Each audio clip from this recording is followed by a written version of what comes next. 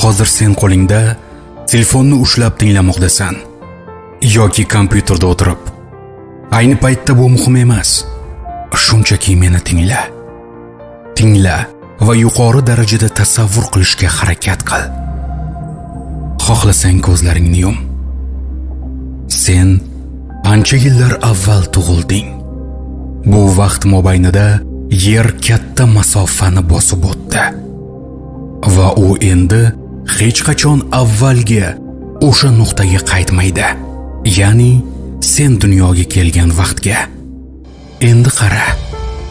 Men jiddiy aytyapman. Atrofingdagi narsalarga qara. Kimlarni ko'ryapsan? Hech kim deysanmi? Oynaga qarasang-chi, o'zingni ko'rasan. Sen kimsan? Aytaylik, sen 7 yoshingda kim bo'lmoqchi eding? Uchuvchi, shifokor, dizayner, stilist, tarjimon, farqi yo'q. Hozir sen kimsan? Sen qanday noto'g'ri harakat qilding? Va asosiy savol, qachondan boshlab noto'g'ri harakat qila boshlading? Shunchaki tingla. Balki sening hayoting u darajada ideal emasdir. Lekin ozgina bo'lsa ham uni go'zal qilishga harakat qilish vaqti keldi. Yaxshi ko'rasanmi? Tan ol, izhor qil. Seni rad etishdimi? Jabrlan, qiylanishdan qo'rqma. Bu bilan sen yolg'on orzularga nuqta qo'ygan bo'lasan. Seni yaqinlashtirishmayaptimi? Tabriklayman do'stim. Xalal beradigan odam yo'q. Hayotingni o'zing xohlagandek tiklay boshla. Keyin o'zlari izlab kelishadi seni. Agar hayoting chilparchin bo'lgan bo'lsa, o'rniga boshqa yangiliklarni, yaxshi narsalarni kirit. Toki odamlar seni hayotingni ko'rib havas qila boshlasinlar.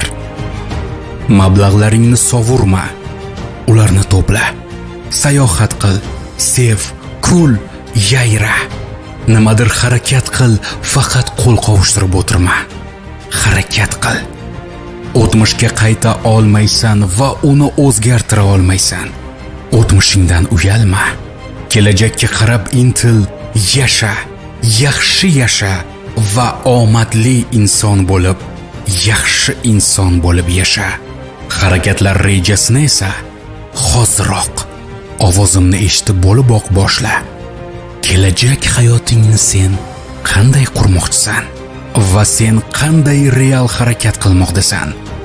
Iltimos, qo'l qovushtirib o'tirma, harakat qil. Qani, o'rningdan turib, hayoting rejasini yoza boshla.